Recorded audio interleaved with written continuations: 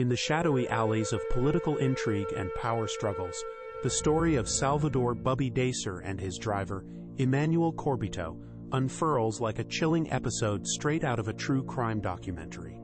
Their disappearance and subsequent murder in November 2000 remains one of the Philippines' most enigmatic and deeply unsettling cases, shedding light on the country's dark underbelly of political assassinations. Salvador "Bubby" Dacer was no ordinary citizen.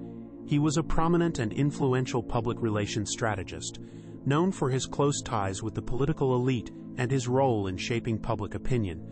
Dacer's life was intricately woven into the fabric of Philippine politics, his expertise sought after by politicians aiming to bolster their images. However, it was these very connections that would lead to his untimely demise. On a seemingly ordinary day in November 2000, Dacer and his driver, Emmanuel Corbito, were abducted in broad daylight in Manila.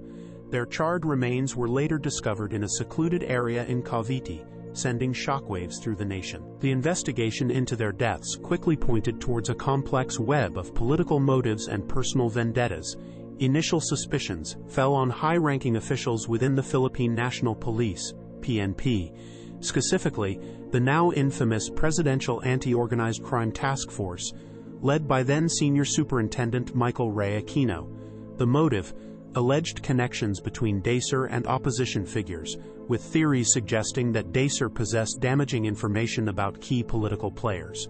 As the investigation deepened, the case took on a life of its own, implicating even more prominent figures, including former President Joseph Estrada. Accusations flew, suggesting that the murders were carried out to silence Dacer, preventing him from divulging potentially career-ending secrets about corruption at the highest levels of government. The ensuing court cases were marred by delays, controversies, and allegations of witness tampering and intimidation. Several police officers, including Aquino, were charged in connection with the murders, but the path to justice was anything but straightforward.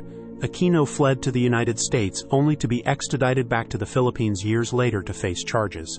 The trials exposed a labyrinth of loyalties and betrayals within the Philippine law enforcement and political arenas. Witnesses recanted their statements, while others stood firm, leading to a convoluted and protracted legal battle.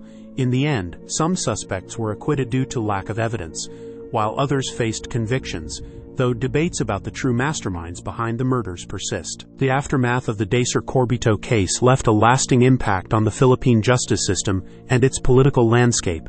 It served as a stark reminder of the deadly lengths to which political rivalries can escalate, highlighting the urgent need for reforms within the country's institutions.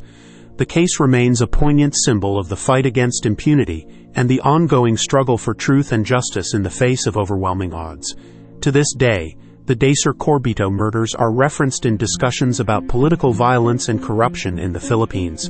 The story of Salvador Dacer and Emmanuel Corbito, with its intricate web of suspects, motives, and failed justice, continues to haunt the nation, a grim testament to the dark side of political power.